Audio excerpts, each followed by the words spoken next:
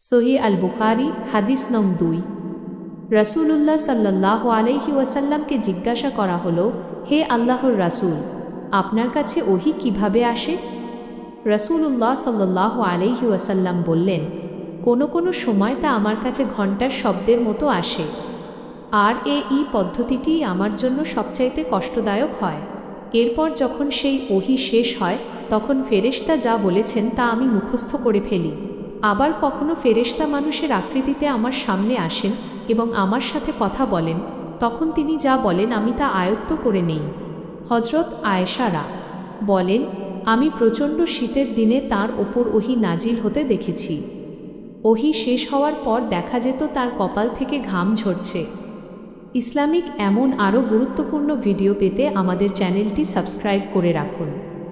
আর নবীজির এই বাণী মানুষের কাছে পৌঁছে দিতে ভিডিওটি লাইক, কমেন্ট ও শেয়ার করে আপনিও সওয়াবের অংশীদার হন। জাযাকাল্লাহু খায়রান।